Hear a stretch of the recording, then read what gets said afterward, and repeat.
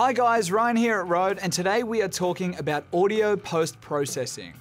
While on-set audio capture is crucial to ensuring that your audio is usable in the final mix, often what you have captured on-set won't be perfect and may need some sweetening to ensure that your video or film sounds as great as it looks. Audio post-processing can range from simple adjustments all the way to mind-blowing special effects. To cover all aspects of Foley recording, dialogue placement, and industry-standard delivery methods would go way beyond the scope of this video, but I will, however, be going through some simple steps to tidy up the audio that you've captured on set. I'll also go through the steps that we use here at Rode in processing our audio before uploading our videos online to ensure that they sound great. The first step in the process is to import your on-set audio, and if you use the dual system audio setup, synchronize your audio to the video. Hopefully you've followed correct procedures and all audio clips have a reference clap to help line them up. If so, simply line up the clap markers with the on-camera reference audio on the video file. This is also where software such as Pluralize by our friends over at Red Giant comes in really handy, as it'll sync up all of your video and audio tracks with just a single click. From here, you'll want to clean up your audio, making sure that you cut out any unwanted sounds, replacing the sounds if necessary. Always take the time on set to capture a wild track of room tone or silence in any new location that you're recording in to make sure that the process of cleaning up your audio is much easier. With a good room tone track, you can always replace unwanted sounds with silence in the editing stage of production, ensuring that your audio sounds as natural as possible. Part of the cleanup process will require you to use a software equalizer to remove any of the unwanted sounds or audio frequencies. Since we're using Adobe Audition in this demo, I'll use the built-in parametric EQ. However, most video or audio software will have a basic set of audio plugins that you can use. Using a parametric EQ with a frequency chart display really helps to visualize what you're doing to your audio signal. Equalization is one of your most important tools in audio post-processing and can be used for a range of purposes. You can remove unwanted noises from on-set capture, correct sound deficiencies caused by bad mic placement or muffled sound from body-worn mics that are placed under thick clothing. You can add punchiness to sound effects and Foley, or even use EQ for special effects like simulating the sound of a telephone conversation or the sound of a voice speaking from behind a door. The first plugin in my audio chain is always an equalizer used only to cut out frequencies that I don't want. In this EQ, it's often useful to apply a low-end roll-off on dialogue tracks to minimize any low-frequency noises such as air conditioning and lighting hums or wind noises.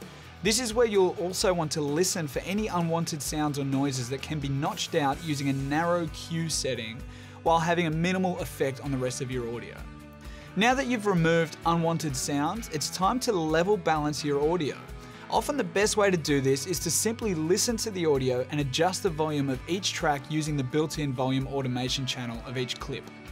The goal here is to make sure that the level of each clip is in context with what you're seeing on the screen. Any actor that's further away from the frame should sound further away.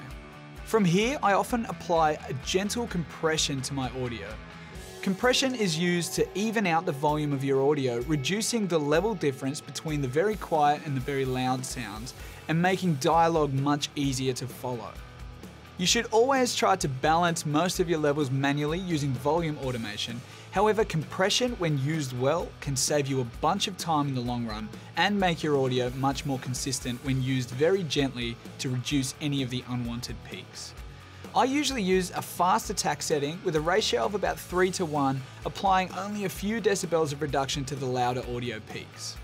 Now, I always apply any of my boost equalization in a separate plugin after the compression. I do this so that my compressor doesn't react to any of the unwanted sounds that I've cut out from the original audio.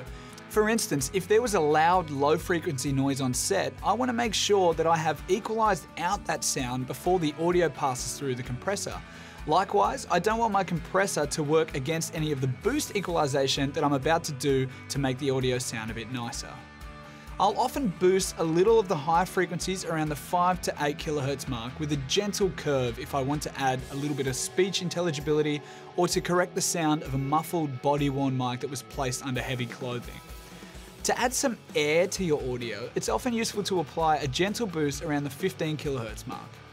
Boost EQs should have a fairly wide Q setting to sound nice and natural, and should always be used sparingly to avoid unnatural sounding audio. Now, while very narrow or higher Q settings are very useful for notching out frequencies, when used on a boost EQ, they'll create an unnatural sounding ring or resonance in your audio and be very distracting to your audience. Now, very heavy EQ settings should be used only in the sound effects or Foley stages where you are purposefully trying to make something sound larger than life, or where you want to heavily alter a sound effect. Once you have edited all of your dialogue, the same process can be applied to your sound effects and music tracks. If you're new to audio processing and mixing, it's always a good idea to have a reference film handy that you can listen to and match the general level and feel of your mix to. Pick something of a similar style and genre to your film or video, and you will then have a nice reference to compare your mix to.